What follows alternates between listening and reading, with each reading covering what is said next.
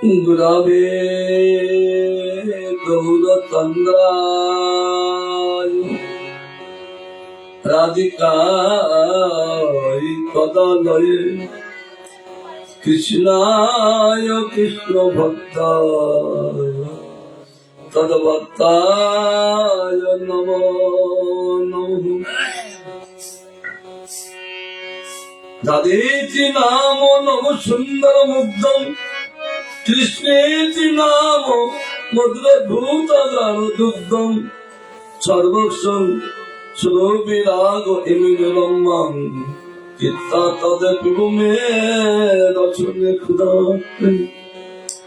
चैतन्य मुखद गिन्नो हरे कृष्णेति वन्नता निमज्जन्तं जगत्प्रेम्ये विजयन्तं तदा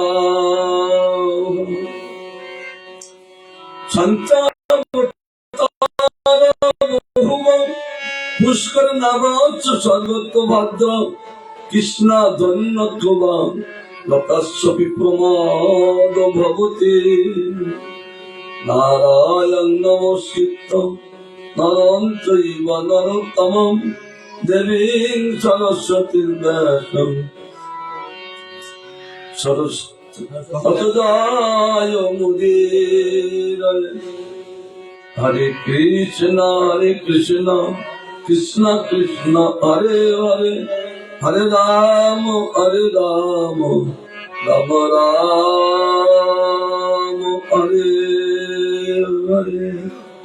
श्रीतं श्रीतं नित्यं गीतं गीतं मुदं चिंतितं चिंतितं भक्ता चैतन्य चैतामृतं चैतन्य चैतामृतं नित्य कर पान যা হইতে প্রেম ভক্তি কৃষ্ণ তত্ত্ব জ্ঞান। জয় হোক শ্রী চৈতন্য চৈতামৃত জয়যুক্ত হোক। আমাদের এই ওকে ওকে ধর ধর গোবিন্দ আমাদের আস্বাদন মধ্যলীলা অষ্টম পরিচ্ছেদ রামানন্দ সংবাদ। শ্রীমান মহাপ্রভু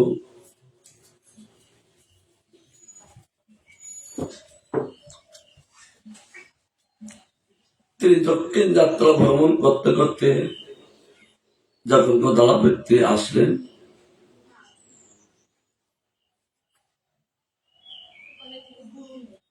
এসে তিনি বসে হরিনাম করছেন। এমন সময় রামানন্দ বসে গেলেন। দূর থেকে বুঝতে পারলেন রামানন্দ আসছে।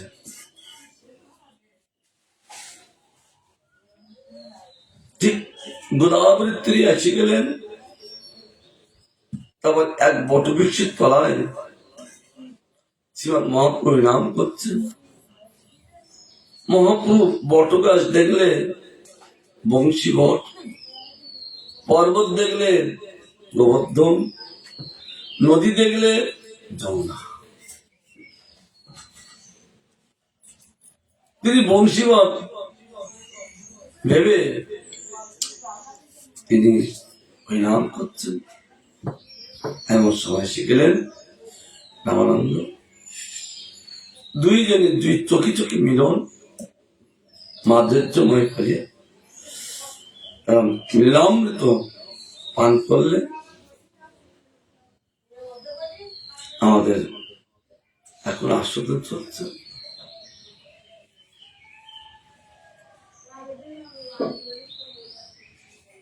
আমার সঙ্গে ব্রাহ্মণাদি সৎসর্গদম তোমার দর্শনে সবার দবিভূতম। রামানন্দ বলছে প্রভু আমার সঙ্গে সহস্র ব্রাহ্মণ এসছে।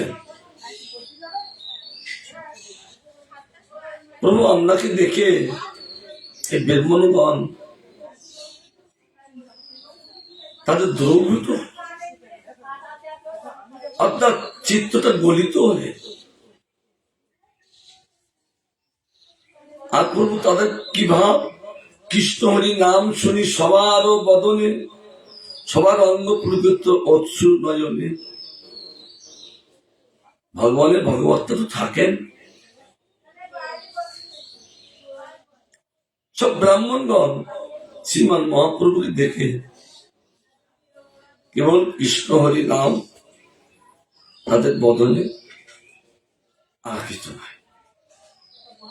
তারপর দেখছেন কৃষ্ণ হরি নামের ফলে তাদের অঙ্গ পুলকিত, অচ্ছুনয়ন ভরা। আকৃতে প্রকৃতে তোমার ঈশ্বর লক্ষণ, জীবিনা সম্ভবে এই অপ্রকৃত গুণ। আকারের দ্বারা, প্রকৃতির দ্বারা দেখলাম ইকুটা কমিয়ে দিতে ইকুটা কমে বল।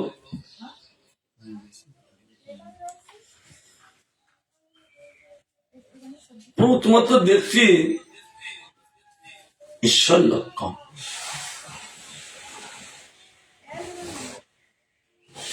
জীবিনা সম্ভবে সেই অপ্রকৃত গুণ। জীবগণ তারা এই অপ্রকৃত গুণ তারা বুঝতে পারেন না। তার জন্য প্রভু আমি দেখছি ইকোটা কমিয়ে যেত দরকার। তারপর আমি দেখছি যে প্রভু আপনার মধ্যে সব ঈশ্বর লক্ষণ,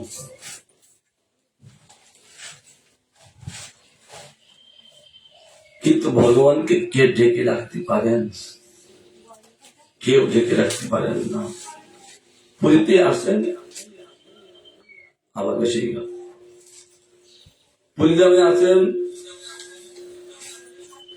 ভক্তগণ কেবল গৌর কীর্তন করতে লাগলেন। সমস্ত নবদ্বীপবাসী ভক্তগণ তারা কেবল গৌর কীর্তন করতে লাগলেন। তাতে মহাপ্রভুর আনন্দে উল্লাস, যে গৌর কীর্তন করছে সমস্ত ভক্তগণ বেশি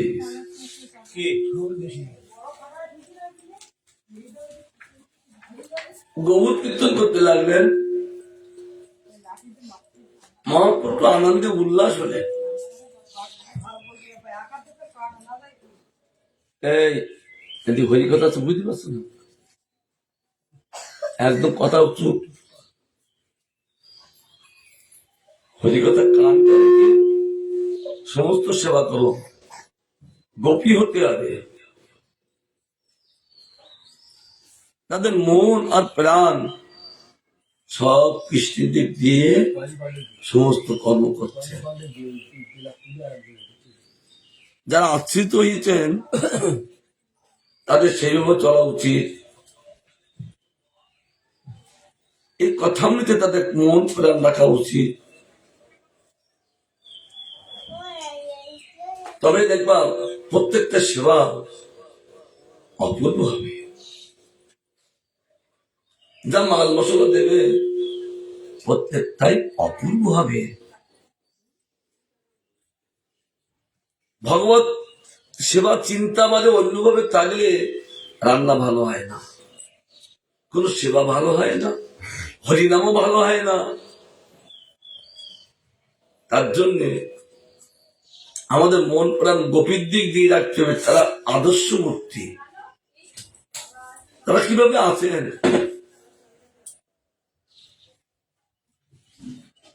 আর অদ্ভুত বিলক্ষণ, কিন্তু বুঝতে কি বাকি থাকেন। পুরুকায়ে তুমি মা ভাগবতোত্তম, তোমার দর্শনে সবার দুর্ব হইল মন। কারণ তুমি ভাগবত উত্তম, ভাগবত উত্তমের মধ্যে তুমি শ্রেষ্ঠ উত্তম, তার জন্য তুমি তাকে দেখো।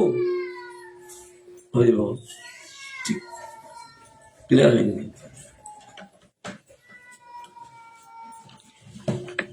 তুমি যাকে দেখো, মা ভাগবতের লক্ষণ যে যাকে দেখেন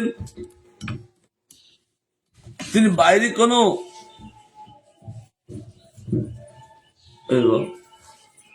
তিনি দৃষ্টি নিক্ষেপ করেন না,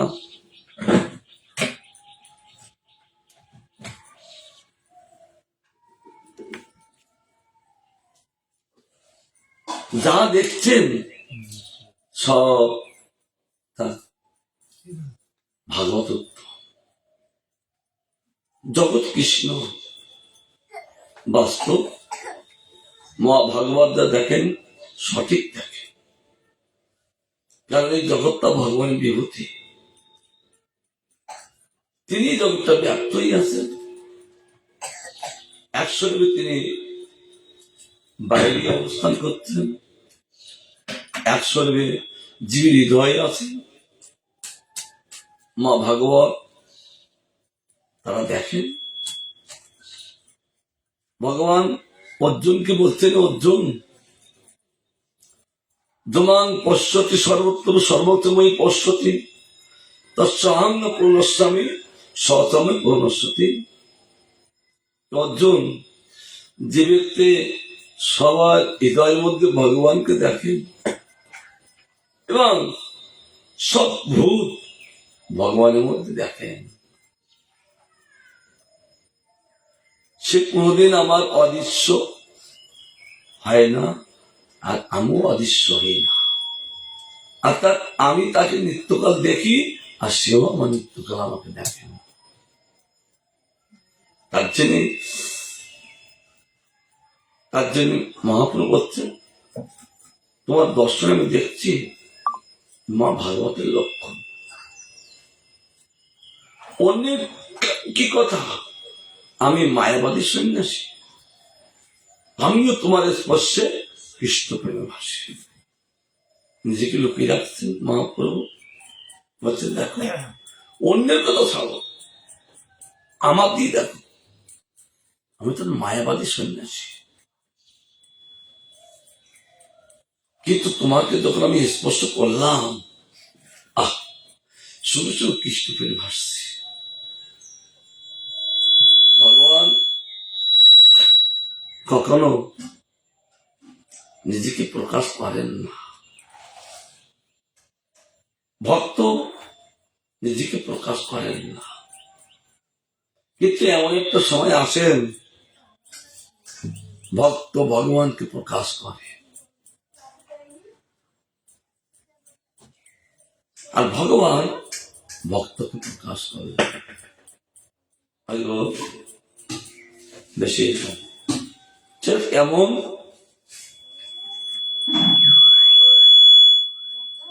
আজ কি হতে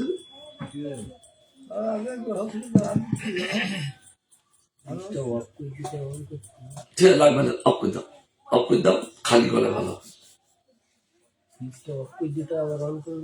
ভগবান ভক্তকে প্রকাশ করেন, সে কেমন ভক্ত, প্রেমিক ভক্ত।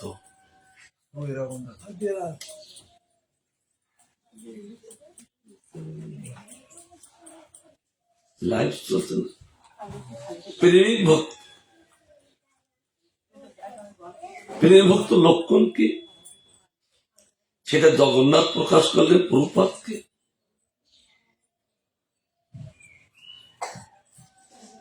রথযাত্রার আগে প্রভুপাদের ওই নারায়ণ সীতা নামক ধর্মশালায় তিনি জন্মগ্রহণ করলেন। কিছুদিন পরে রথযাত্রা,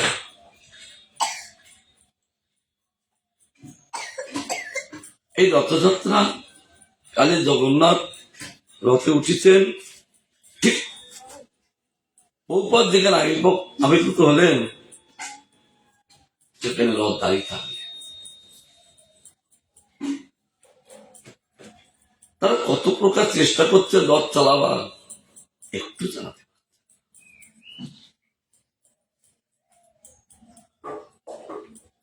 তারা চিন্তা করছে কি হলো, খুব চিন্তা করতে লাগলেন। তারপরে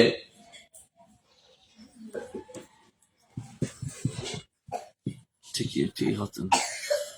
তারপরে তিনি চিন্তা করতে লাগলেন কি হলোটা কি, এরকম কেন হচ্ছে, তো হওয়ার কথা নয়, রথ তো ভালো চলে, জগন্নাথের কি ইচ্ছা। অন্তরে এক হেড পান্ডার অন্তরে প্রেরণা করলে এখানে একটা বালক আছে, তার মাকে বলো বালককে কোলে করে নিয়ে আসুক। সঙ্গে সঙ্গে অন্তরে প্রেরণা করলেন পান্ডা মশাই। তিনি বললেন দেখুন মা, আপনার পুত্রকে কোলে করে নিয়ে আসুন। যখন ওই পুত্রকে কোলে করে নিয়ে আসলেন,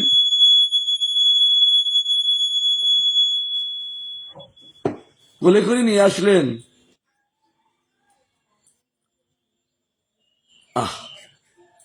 প্রপাত মাত্র কয়দিনই বালক নিজজনকে দেখতে লাগলেন ভগবানকে। ভগবান তিনিও দেখতে লাগলেন। সঙ্গে সঙ্গে জগন্নাথের গলার মালা তিনি ভগবতীর কোলে আসেন, একটা মালা তার বহুপাদের গলায় পড়লেন, চারিদিক যাই যায় তার। এই জন্য ভগবান ভক্তকে প্রকাশ করেন। তাই মহাপ্রভু নিজেকে লুকিয়ে তিনি দৈন্য করে বলছেন দেখো লোকের কথা কেন, আমি তোমার স্পর্শে কৃষ্ণ প্রেমে ভাসছি। এই জানি কঠিন মোর হৃদয় সরিতে সর্বম কইলেন তোমার মিলিতে। আমার কঠিন হৃদয় আমাকে কে শোধন করবে, এই জন্য আমাকে সার্বভৌম ভট্টাচার্য তোমার কাছে পাঠালো। এই মতো দুই স্তুতি করে দুহার গুণ, দুই দোয়ার দর্শনে আনন্দিত মন। রামানন্দ তিনি নিজেকে দৈন্য করে অধমদান করে তিনি প্রভুকে বলতে লাগলেন। প্রভু তিনিও নিজেকে লুকিয়ে রামানন্দের প্রশংসা করতে লাগলেন। এরকম দুইজনের স্তব স্তুতি করতে লাগলেন। আবার দুইজনের দর্শনে দুইজনে আনন্দিত মন হলেন। হেনকালে বৈদিক এক বৈষ্ণব ব্রাহ্মণ দণ্ডবোধ করি কইলা প্রভুরে নিমন্ত্রণ। তাদের যখন কথোপকথন চলছেন, এমন সময় এক বৈদিক ব্রাহ্মণ আসলেন, মহাপ্রভুকে দেখলেন, দেখে মহাপ্রভুকে নিমন্ত্রণ করলেন। নিমন্ত্রণ মানিল তারে বৈষ্ণব জানিয়া, রামানন্দে কয়ে প্রভু ঈশ্বর হাসিয়া। এই ব্রাহ্মণ কে হতে পারে? মহাপ্রভু বিচার করে দেখলেন এই বৈষ্ণব, কারণ বৈষ্ণবের বাড়ি ছাড়া কখনো কিছু গ্রহণ করেন না বা তার নিমন্ত্রণ নেয় না। তাদের বিচার করে দেখলেন বৈষ্ণব, তারপর তার নিমন্ত্রণটা নিলেন।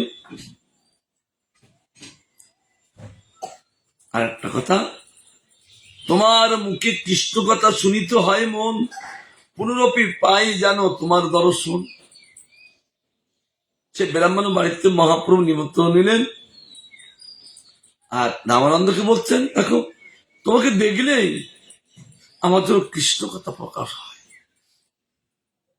মহাভাগবতের লক্ষ্য শাস্ত্রে দেখাচ্ছেন কৃষ্ণ ভক্ত কৃষ্ণ কথা ছাড়া তাদের মুখে কোনো কথা নেই, বাজে কথা নেই। যদি বাজে কথা বলেন তাহলে তার কৃষ্ণ ভক্ত হতে পারবেন না, বা হয়নি। নদিয়ায় গৌর ভক্তগণ তারা সকলে সকালবেলা উঠে একটি সাজিনী ফুল তুলতে যাচ্ছেন। কোথায়? শিবাস অঙ্গনে। শিবাস অঙ্গনে একটি ফুল বৃক্ষ ছিলেন, তার নাম কুন্দলতা। একে অপরে সকালবেলা দেখা হচ্ছেন, দেখি সকলে গৌর কথা বলতে লাগলেন। তাদের অন্তরে আর কোনো কথা না, অন্য কোনো ভাব নেই। গৌর ভক্তগণ একে অপর দেখার সঙ্গে সঙ্গে তাদের গৌর কথা, আর গৌর কথা বলতে বলতে ফুল তুলছে। ফুল গাছটা বলছেন, বাহ, আমি একটি জলবস্তু, আজ আমার কি কত সৌভাগ্য, আজ আমি গৌর কথা শুনতে পাচ্ছি। না, আমি যদি ফুল ফোটা বন্ধ হই তাহলে গৌর কথা শুনতে পাবো না। সেই ফুল গাছটার কল্পতরু, যত ভক্তগণ আসছেন ফুল তুলতে, ওই একটি গাছে সকলে ফুল তুলছেন আর গৌর কথা বলতে বলতে চোখের জলে ভাসছেন, পুলক, অশ্রু, কম্প। কৃষ্ণ ভক্তগণ কৃষ্ণ কথা ছাড়া তারা কিছু জানেন না, কেন জীব মাত্রই কৃষ্ণ দাস। কৃষ্ণ দাসের লক্ষণ কি? কৃষ্ণ চিন্তা ছাড়া তার অন্তরে অন্য কোনো চিন্তা নাই। তার অন্তরে একটাই চিন্তা, কেবল কৃষ্ণ চিন্তা। তাই মহাপুরুষ দৈনিকই বলছেন, তুমি আজকে যাচ্ছ যাও, কিন্তু আমি যেন তোমার আবার দর্শন পাই। তোমার দেখলে আমার কৃষ্ণ কথা আসে।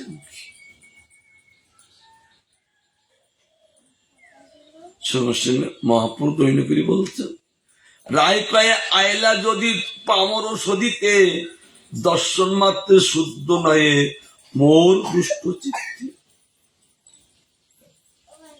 তিনি বললেন, দেখুন, আপনি যখন এসেছেন এই পামরকে সাধন করার জন্য,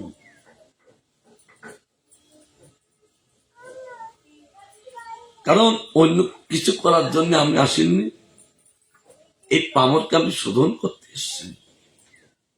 দুইজন দৈনক্তি, তবে দিন 5-7 রহি করহ মাধ্যম, তবে শুদ্ধ হয় মোর এই দুষ্ট মন। প্রভু, দিন 5-7 থাকুন, আর এই ব্যক্তিকে একটু চিত্রটা মার্য করে দিন, তাহলে আমার চিত্রটা শুদ্ধ হবে, আর দুষ্ট মন আর তিনি অন্য কথা চিন্তা করবে না। দুষ্ট মন বহুপাদও বলেছেন, রামানন্দ বলছেন, তুমি দুষ্টু কেন? তিনি কৃষ্ণ কথা বাদে আর সব কথা শোনে, মনে রাখে। কৃষ্ণ কথা শোনে না, মনে রাখে না। এই মন, এই জন্য শাস্ত্রে তাকে দুষ্টু মন বলেছে। তার জন্য দৈনিক থেকে বলতে লাগলেন, যদ্যপি বিশ্বের দোয়ার শোনে না যায়, তথাপি দণ্ডবাদ করি চলিলা রামরায়। দুইজন বিচ্ছেদ হবে, আর দেখতে পাবেন না, সইতে পারছেন না, তথাপি এসেছেন, আবার যেতে হবে। দণ্ডবাদ করে তিনি চলে গেলেন। প্রভু যাই সেই বিপ্র ঘরে ভিক্ষা কইল, দুইজনের উৎকণ্ঠায় আসি সন্ধ্যা হইল। প্রভু ভিক্ষা করে তার ঘরে কিছু গ্রহণ করে আবার সে বটতলায়, এখন সেই বটগাছটা আছেন শ্রীমান মহাপ্রভু যেখানে বসি ওই রামানন্দের সঙ্গে কথোপকথন হয়েছিলেন, যে গাছটা এখন আছেন গোদাবরীর তীরে। সেই চিন্তা করতে কখন রামানন্দ আসবে। সন্ধ্যাকাল শুধু মহাপুরুষ চিন্তা করছেন আবার সেই কখন কৃষ্ণ কথা আলোচনা করব, কখন রামানন্দ আসবেন। এই অন্তরে আর কোনো ভাব নেই। উৎকণ্ঠা, উৎকণ্ঠা লালসা। উৎকণ্ঠা শব্দের অর্থ হল লালসা, লোভ দেখে গেছে, তার জন্য তাগিয়ে আছে মহাপ্রভু। আর এদিকে রামানন্দ গেলেন, তিনি না গেলে নয়, তাই গিয়েছিলেন। তারও চিত্তে শান্তি নাই।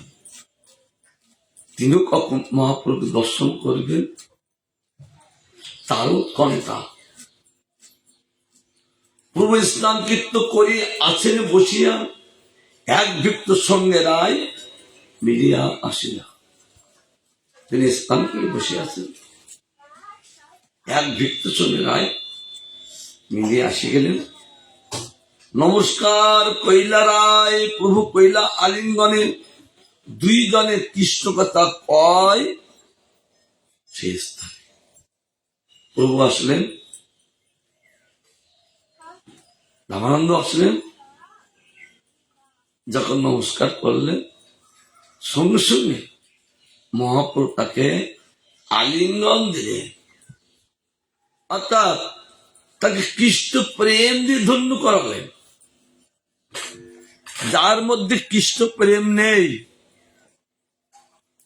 তার সঙ্গে অত কিছু ভালোবাসা বা মেলামেশা করে না।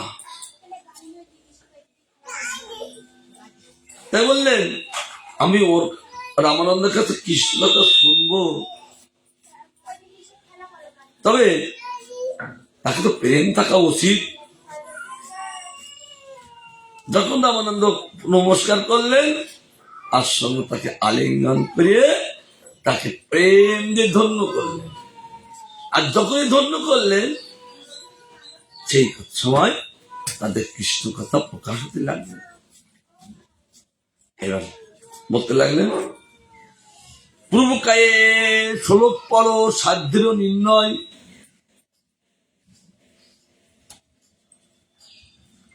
তুমি শ্লোক পড়ো, সাধ্যের নির্ণয় করো।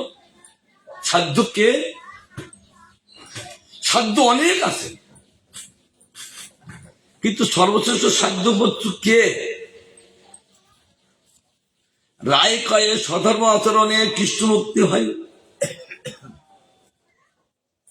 স্বধর্ম আচরণ করলে কৃষ্ণ মুক্তি হয়। স্বধর্ম মানে নিজ ধর্ম, এটা গীতাই বলেছে। স্বধর্ম আচরণ করলেই প্রভু কৃষ্ণ ভক্তি হয়। একে সাধ্য বলে।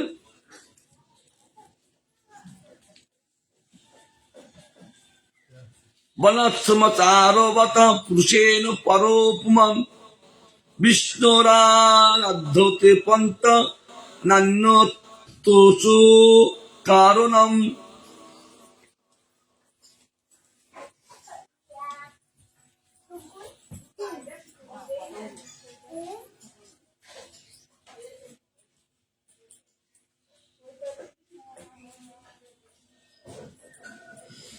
পরমেশ্বর বিষ্ণু বর্ণ ধর্ম আশ্রম ধর্মের আচারযুক্ত পুরুষ কর্তৃক আরাধিত হন।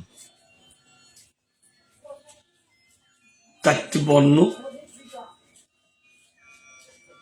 আশ্রম চারটি বর্ণ হল ব্রাহ্মণ, ক্ষত্রিয়, বৈশ্য, শূদ্র।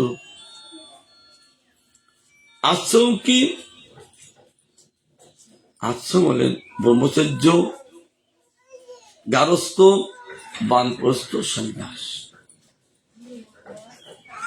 এই নিজ নিজ এই বর্ণরা এই আশ্রম থেকে তাদের স্বধর্ম আচরণ যে করেন, ভগবান তার প্রতি প্রসন্ন হন। বর্ণাশ্রম আচার ব্যতীত তাকে প্রতিষ্ঠ করিবার অন্য কোনো কারণ নাই। একমাত্র বর্ণ আশ্রম এই আচরণ দ্বারাই সেই ভগবানকে সন্তুষ্ট করতে হয়। এটাই শ্রেষ্ঠ। প্রভু প্রভু বলছেন হ্যাঁ এটা হয়। রায় কই ইয়া বাহ্য প্রভুকে ইয়া বাহ্য আগে কহার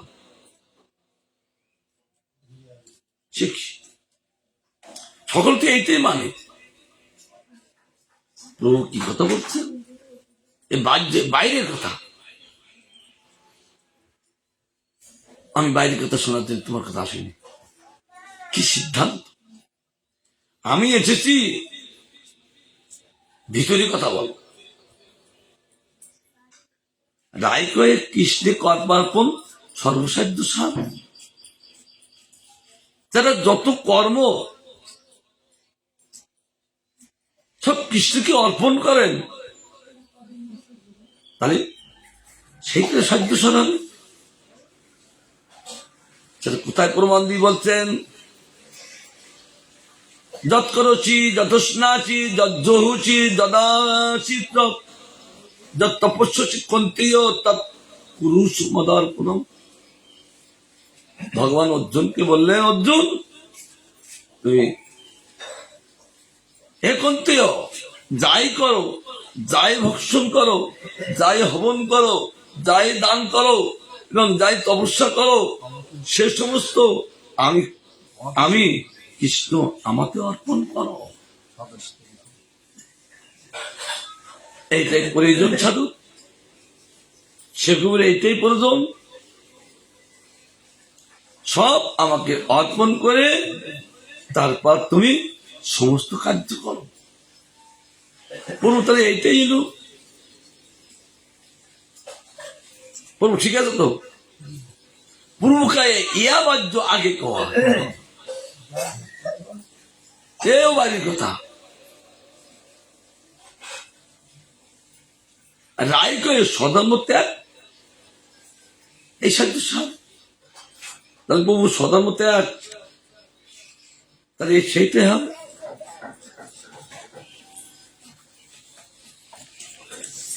তারপর তিনি বলছেন আজ্ঞৈবং গুণান দোষান মায়াদিষ্টা নপি সকান ধর্মাং সন্তাজ্য সর্বান মান ভজের সচা সত্যম।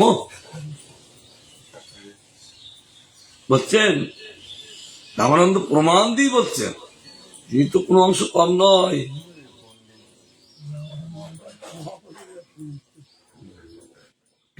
তিনি তো পণ্ডিত নয়, তাকে পণ্ডিত করালেন এই আলিঙ্গন দিয়ে, প্রেম দিয়ে। হরিদাস ঠাকুরকে তিনি আগেই তাকে তার মুখে যে হরি নাম শুনবেন, তার মুখে তিনি বক্তা, আর এক শরীরে তিনি শ্রোতা। এর রামানন্দ পরে বলবেন, প্রভু আপনি আমার মুখ থেকে আপনার কথা প্রকাশ করে আপনি আবার শ্রবণ করছেন। এটা রামানন্দ পরে বলবেন। কারণ জীব কখনো বক্তা হতে পারে না, জীব কোনো পণ্ডিত হতে পারেন না। পণ্ডিত কে হন? ধর্ম তো আচরিত পণ্ডিত, যিনি ধর্ম আচরণ করেন তিনি পণ্ডিত, এবং যারা যিনি ভগবানকে জানেন তিনি পণ্ডিত। কেবল টিকা টিপ্পনি দ্বারা, মেধার দ্বারা পণ্ডিত হয় না। এটা মহাদেব বলেছেন কাকে? নারদকে। হে নারদ, অহং বেত্মি সুখবেত্তি ব্যাস বেত্তি না বেত্তি বা ভক্তা ভাগবতাং রাজ্যং ন বুদ্ধা ন চাটিকিয়া। এই ভাগবত ধর্ম একমাত্র আমি জানি, সুখ জানেন, ব্যাস জানেন, আবার না জানতে পারেন। কাকে বলছেন? নারদকে, মদে। আচ্ছা ব্যাস জানতে পারেন, আবার নাও জানতে পারেন, কেউ কিন্তু লাগছে না, কিন্তু তিনি ভুল বললেন না। ব্যাস জানেন একমাত্র এই শক্তাবেশ ব্যাস তিনি জানেন, আর যত ব্যাস আছে তিনি ভাগবত ধর্ম জানে না। কারণ 28টা দাপরে 28 জন ব্যাস আছে, তারা শক্তাবেশ ব্যাস না, তার জন্য তারা জানে না। একমাত্র আমাদেরই ব্যাস তিনি ভাগবত ধর্ম জানে। এই জন্য ভগবানকে জানতে গেলে ভগবত ভক্তির দ্বারা ভগবানকে জানা যায়। ভক্তা ভাগবতাঙ্গরাজ্যম, ভগবত ভক্তির দ্বারাই ভগবানকে জানা যায়। টিকার দ্বারা জানা যায় না, টিপ্পণীর দ্বারা জানা যায় না, ও পাণ্ডিত্যের দ্বারা জানা যায় না, মেধার দ্বারা জানা যায় না। তা ভগবান যার ক্ষেত্রে জানবেন তাকে আগে আলিঙ্গন দিয়ে প্রেম দিয়ে তাকে প্রতিষ্ঠা করে দিলেন। কেন কেন তাকে প্রতিষ্ঠা করলেন? নিজের কথা নিজে তো ভালোই জানেন, বলছেন আমি জানি, কিন্তু ভক্তের মুখ থেকে যখন আমার এই কথা আসেন, এত রসালোই আসেন, পরিপাক হয়ে আসেন, আর সেই বস্তু ভগবানের পুত্র আস্বাদ্য হয়, ভগবানের পুত্র প্রিয় হয়ে যান। তার জন্য তিনি ভক্তের মুখে শোনেন, তার জন্য তিনি আগে প্রতিষ্ঠিত করলেন। আর বলছেন সর্বধর্মান পরিত্যাজ্য মানকাং শরণাং ব্রজ অং তাং সর্ব পাপে ভো মোক্ষয়িষ্যামি মা সুতু। বলবো তাহলে এইটাই সাধ্য ছাড়, যারা সব কিছু ছেড়ে দিয়ে কেবল তোমার ভজন করেন, তাহলে এইটাই সাধ্য সার হবে। এর উপর তো সাধ্য সার আমি আর দেখছি না।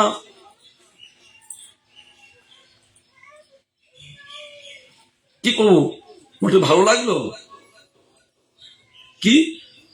ধর্মশাস্ত্রে আমি ভগবান যা ধর্ম বলে আদেশ করিয়াছি তা গুণদোষ বিচারপূর্বক সেই সকল ধর্ম প্রবৃত্তি ছাড়িয়া যিনি আমাকে ভজন করেন তিনি সর্বোৎকৃষ্ট সাধু। এটা চৈতন্য ভাগবতে বলেছেন, ভাগবতে বলেছেন 11 স্কন্ধে। চৈতন্য চন্দ্রের দয়া কর বিচার, বিচার করিলে চিত্তে পাবে চমৎকার। কারণ চৈতন্যের দয়া যখনই লাভ করবে জীব, তখন তিনি বুঝতে পেরে চমৎকার লাভ করবে। এই জন্য বলছেন উদ্ধব, আমি যে ভগবান বলছি বলে সব যে ভুল সঠিক বলবো এটা তুমি বিচার করবে। কারণ আমি অনেক সময় শিক্ষার জন্য কি করি, একটু ভুলও বলি, তাকে সঠিক করার জন্য। মাস্টারমশাই তিনি ভুল বলেন না, ভগবান কেন ভুল বলবেন? তাকে সঠিক করার জন্য, তার দৃঢ়তা করার জন্য তিনি বলেন। মাস্টারমশাই পড়া নিচ্ছেন 5 আর 4 8, আর তাই কখনো হয় না। সব ছেলেগুলো বলছে হ্যাঁ স্যার 5 আর 4 8, একটা ছেলে বলছে না স্যার 5 আর 4 8 হয় না। আর সবগুলো মাস্টারমশাইয়ের সঙ্গে, এই মাস্টারমশাইরা ভুল বলে নাকি? মাস্টাররা যা বলছেন ঠিক, আর তুই একা কোনো বিরোধিতা করছিস। তথাপি তিনি বলছেন না স্যার, স্যারও বলছেন এই তুমি একা বাদী হচ্ছ কেন, যা তো ঠিক বলছেন আমার সঙ্গে সঙ্গে। প্রভু আপনার অন্তরে রহস্য সে বুঝতে পারেনি, আপনি যে শিক্ষা প্রদান করছেন মানুষকে দৃঢ়তা করার জন্য ও বুঝতে পারেনি। না প্রভু 5 আর 4 9 হয়। তখন মাস্টারমশাই বলছেন দেখো এরা সব গণগড্ডির কা, আমি যা বলছি ওর তাই মানছে, কিন্তু তুমি একমাত্র সত্য ধর্মে প্রতিষ্ঠিত। তার জন্যে আমার এই ভুলটা তুমি বুঝতে পেরে তুমি বলছো হ্যাঁ ঠিক, এটা উচিত, আমি যে সঙ্গে ঠিক বলবো, এটা তুমি বিচার করে দেখবে। বিচার করে দেখলে তাহলে উৎকৃষ্ট সর্বোৎকৃষ্ট সাধু হতে পারবা। আর একটা কি, সমস্ত ধর্ম পরিত্যাগ করবো একমাত্র আমি যে ভগবান, আমার শরণাপন্ন হও, তাইলে আমি তোমাকে সমস্ত পাপ হইতে মুক্ত করিব, তুমি শোক করিও না। জগতে বহু ধর্ম, আবার সেই ধর্মগুলো অর্জুনকে করতে বলেছে, সেই ধর্মগুলো যদি অর্জুনকে করতে বলেছেন, এখন অষ্টাদশ অধ্যায় দিয়ে 38 নম্বর শ্লোকে তিনি বলতে লাগলেন, না 38 না 68 নম্বর শ্লোকে এরকম হবে, তিনি বলতে যে সব সাল ভগবান সে কি আপনি করতে বলছেন, আপনি সব ছাড়তে বলছেন কেন? আমি তোমাকে বলছি তুমি ছাড়ো। প্রমোদ সব ছেড়ে দিল, তাহলে এইটাই ছাড়তো সার ভূমিকায় ইয়া বাজ্যাকে কহার, ইয়া বাহ্য রায় করে জ্ঞান মিশ্র ভক্তি সাধ্য সার। আমাদের কিন্তু জ্ঞান মিশ্র ভক্তি হচ্ছে, শুদ্ধ ভক্তি হয় না। আমরা কি মঠবাসী কি গিরিয়ে, প্রত্যেকের জ্ঞান মিশ্র ভক্তি হয়। ছেলে মেয়ে স্কুলে যাবে, তাদের রান্না করছেন, তাই ভগবানকে ভোগ দিয়ে তাদের খাবিকে পাঠিয়ে, না ভোগটা তুলে নিয়ে তাদের খাবি স্কুলে পাঠালেন। ভগবান কিন্তু ভোগ হলো না, অগ্রভোগটা তুলে দিয়েছেন, তাহলে অগ্রপুত্র হচ্ছে ওই বালক, ভগবান খেলো না। এই জন্য কর্মমিশ্র ভক্তি এগুলো হয়। মঠও তাই, ভিক্ষায় যাবেন, ভগবান এখন পূজা হয়নি, তার জন্য রান্না করে মন্দিরে রেখে খেয়ে চলে গেল। শুদ্ধ ভক্তি মঠও হয় না, আর গিরিও তো হয়ও না। ওয়ারে কেন সবাই করে, বাইরের লোকের বাদ আমরা সাধুরাও করি। এই জন্য শুদ্ধ ভক্তি হয় না, আর শুদ্ধ ভক্তি না হলে ভজন শুরু হয় না। আমাদের কেন এই যে হরিনাম করছি, সাধুসঙ্গ করছি, কিন্তু হরিনামের ফল সাধুসঙ্গের ফল লাভ করতে পারছি না, একটাই কারণ শুদ্ধ ভক্তি হচ্ছে না। তাই প্রভুকায় জ্ঞান মিশ্র ভক্তি ছাড়তো প্রমাণ দি বলো, রামানন্দ তো প্রমাণ দিয়ে বলতে লাগে।